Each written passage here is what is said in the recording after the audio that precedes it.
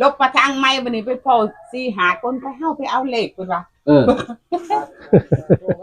บ่กลับว่าค่าดานแพงกลับไปพ่อหมู่ไปเอาเลขบัดนี้เขาชวนไปเอาเลขอีกว่าค่าดานไป40 บาทไปบ่มีเงินก็ว่าสิไปก็เลยลบนี้ไปเป็นปูนก็ว่าสิไปจบมุดทางอื่นไปจังซี่นะมันก็มุดไปบ่รอดได้บาดมันไปบ่ได้ก็เลย4-5-6 คนไปเอาเลขแต่ผู้หญิงได้เป็นคนลงเอาเนาะข้อยก็ไปยืนเบิ่งเขาจังซี่ล่ะวันนี้ผู้ชายคนนึงว่าเขาว่าเขาสิส่ง YouTube มาทางประเทศเฮาเพิ่นว่าเพิ่นกำลังถ่ายอยู่ไปว่าส่งแม่นยังเขาสิส่ง YouTube มาให้ซอยหมู่เฮาอดอยากเพิ่นว่านี่แล้วว่าจังซี่เด้ข้อยก็เลยว่าแม่นน่ะล่ะข้อยนี่แหละเป็น YouTube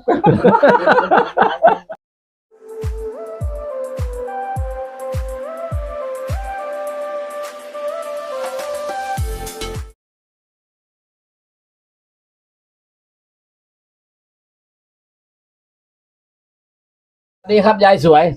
นั่งหัวเตินอยู่นี่ดำคือข่อยกับเบาสิงานนี่โอ้ยดำไม่ดีก็ได้แต่ว่าเว้าภาษาเพิ่นครึ่งนึงเว้าภาษาเฮาครึ่งนึงแต่ว่าข้อยฟังออกเนาะโอ้บ่ธรรมดาเลยบักนี้ก็ขออภัยเพิ่นเนี่ยเดี๋ยวมื้อนี้สิมาตามความฝันได้ข่าวว่าฝันเฮ้ยก็ว่าฝันบ่แม่นข้อยขี้คร้านเว้าข้อยขี้คร้านบอกมันก็ลงเลขมันก็ลงอยู่ความฝันย่านเขาด่าสำนีเขาด่าว่าท่านพ่ออยู่จะว่าย่านเขาด่าเนาะกันเด็กก็ถือเขาก็ได้ลีนั่นแหละโอ้ยนี่เฮาก็เว้าแนวทางให้อย่าว่าห้อยฝันในยังไปอยู่ประเทศอเมริกาว่าโอ้แล้วก็บอกอยู่ให้ซื้อเลขใหญ่นั่นล่ะวนไปวนมาเอาตั้งสติดีๆเว้าตั้งแต่เริ่มต้นเลยก็ได้ละเริ่มต้นนั่นแหละเนี่ยว่าค่อยลงบุกป่าบุกลงไปเห็นแต่ประเทศนั่นล่ะอยู่ในป่าน่ะอยู่ในป่าในดงเลี้ยงงัวเลี้ยงควายเต็มเลยกับไปคนดำๆสูงๆนั่นบ่วันนี้ลูกมันใหญ่ผู้นึงเนาะแลน้ำข่อยก็อุ้มเอาโยมแม่เพิ่นไหลมันบ่ไปบ่นะบ่ไปสิไปอยู่น้ำมันนี่ข่อยเลยให้มันขึ้นอยู่ในต้นไม้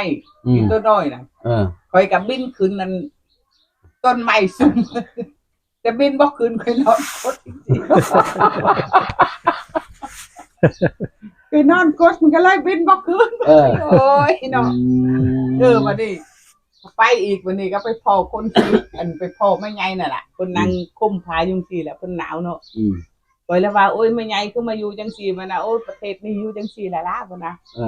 ข้อยก็เลยว่าใส่ข้อยสิถามว่าทางนี้ข้ามไปประเทศไทยได้บ่ก็ละว่าจังซี่เราก็เลยว่าข้ามได้อยู่แต่ว่าทะลุไปพุ่นได้อยู่ข้อยก็ว่าแนมไปก็เห็นคนขาเจ็บขาด้านแม่นบ่ล่ะผู้หญิงสาวผู้นึงขาเจ็บขาด้านไปไม่ไงนั่นก็เลยว่าเขาเก็บขาด้านได้ลูกกูนะด้านสิให้เขาข้ามจากประเทศนี้ไปหาประเทศเฮานะครับเอ้าได้ล่ะอยู่ในรถเล่าพุ่นไปก็เลยว่าขาด้านจักบาทยายเขาเอาด้านทีละ40ตัวพุ่นว่าขาด้านที่กลับเมืองไทยน่ะ40 บาทข้อยก็เลยว่าโอ๊ยบ่เสียแม่มันดอกข่อยเวลาวางสิข้อยก็ลบมาทั้งพูนบาดนี้ลบมาทางไม่วันนี้ไปพอ4-5 คนไปเฮาไปเอาเลขคนว่าบ่กลับว่าค่าดานแพงกลับไปพ่อหมู่ไปเอาเลขบัดนี้เขาชวนไปเอาเลขอีกว่าค่าดานไป40 บาทไปบ่มีเงินก็ว่าสิไปก็เลยลบนี้ไปเป็นปูนก็ว่าสิไปจบมุดทางอื่นไปจังซี่นะมันก็มุดไปบ่รอดได้บาดมันไปบ่ได้ก็เลย4-5-6 คนไปเอาเลขแต่ผู้หญิงได้เป็นคนลงเอาเนาะข้อยก็ไปยืนเบิ่งเขาจังซี่ล่ะวันนี้ผู้ชายคนนึงว่าเขาว่าเขาสิส่ง YouTube มาทางประเทศเฮาเพิ่นว่าเพิ่นกำลังถ่ายอยู่ไปว่าส่งแม่นยังเขาสิส่ง YouTube มาให้ซอยหมู่เฮาอดอยากเพิ่นว่านี่แล้วว่าจังซี่เด้ข้อยก็เลยว่าแม่นน่ะล่ะข้อยนี่แหละเป็น YouTube เป้าหน้าตาสวยเลยเด้ข้อยนี่แหละเป็น YouTube สิมาซอยหมู่เจ้าเพิ่นว่าแม่นบ่เพิ่นว่าแต่ว่าอีแม่ใหญ่นั่นลงเลขบ่เห็นเลขดอกอ้าวบ่เห็นแต่ว่าบัดนี้ข้อยก็เลยว่าเดี๋ยวข้อยสิลงให้เองข้อยก็ลงอีหลีตัวลงแล้วข้อยก็ตกมือข้อยก็ม้วนมือข้อยยุ่งซี่เนาะข้อยก็ม้วนแต่มือยุ่งซี่ข้อยก็เป้าบัดนี้ไกออกมามีเลขอีห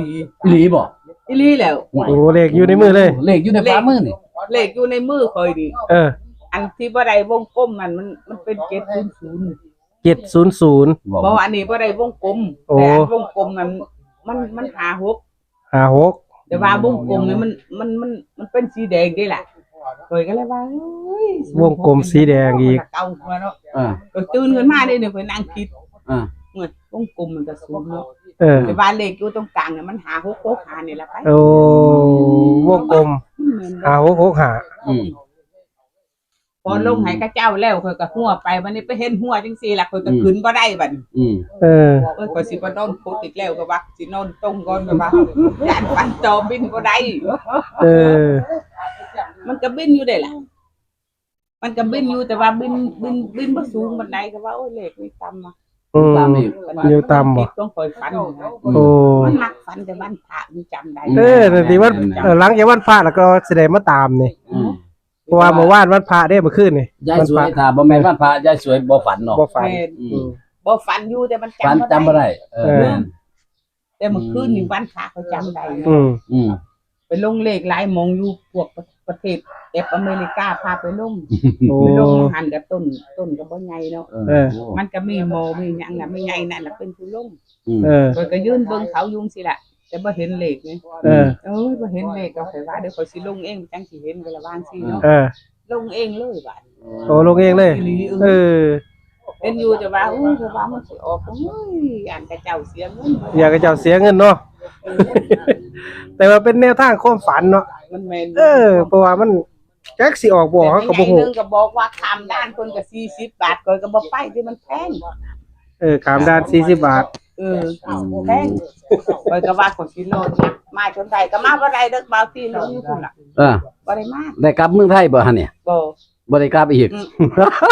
ลงอยู่หันเลย ว่ามันสิแม่นต่างประเทศหรือ พ บ่ อมันตื่นก่อนมันก็เลยลงบัด อืม อยู่เลยบ่ได้กลับ อืม ข่อยระวังเหมือนบ่สิบ่ตายเพราะฟันมาขนาดนี้ อืมเลขในมือนั่นที่ยายสวยลงเอานี่ คือ700 อันนั้นก็บ่ได้วงกลม นั่นแหละ แต่อันโตที่วงกลมเนี่ยอยู่วงกลมอยู่บัดนี้ข่อยตื่นมาข่อยยังเอาแบตใส่ละแบตข่อยถ้าเอามาส่องเบิ่งคือบ่เห็น อืม ความฝันใด อืม ตื่นข่อยตกใจตื่นมาข่อยเอาแบตส่องเบิ่งอยู่สิล่ะ อ่า มันคือบ่เห็นว่า อ่า นี่ความฝัน อืม ไปก็บ่ได้นอนเลย ปากกาน้ำท่านปากกา ว่าโอ้ยเขาย่านมันบ่โอกันนะ ย่านเขาด่า เออ โอ้ย เขาด่าเจ้าของเนาะว่าโอ้ยฝันบ่ ผู้ใดบ่ทันได้ด่าก็ฝากด่าน้ำแน่เด้อ ย่านเนี่ยว่าฝันบ่แม่นแกเว้า เออ เอ้อเอาท่านผู้ชมก็พิจารณาเอาเนาะยายสวยย่านถือด่าเด้อเราก็ถือด่าเราก็ถือด่าดุแล้วล่ะ เราว่าเราจิบ่อยากบ่อยเขาฟังบ่เด้ แม่น เราย่าน FC ด่าเราว่า จับบีบคอเอาตัวนี้ ฝันบ่แม่นเนาะ ย่านฝันบ่แม่น เห็นว่าฝันบ่แม่นก็ว่าก็ เออ กี่คือฝันแม่นนี่ๆเด้ FC ก็พิจารณาเนาะ ครับ อืม สีแม่ แม่ น นเลขวงกลมนี่โอ้ยสวยว่ามันวงกลมแบบนี้มันเป็นเลข0เลยล่ะ วงกลมเลขศูนย์ ตาสีแดงเลขกลมจังซี่แต่ว่าเลขมันอยู่ตรงกลางนั้นบ่แดง เป็นสีหยังตัวหยังเหรอครับอยู่ตรงกลาง มันธรรมดา สีอีหยังก็54บ่สีหา หาหก 56 โอ้56 อืมอู้มันน่าสนนี่เนาะ 560บ่ ศูนย์มันเพิ่นนั่นเพิ่นว่า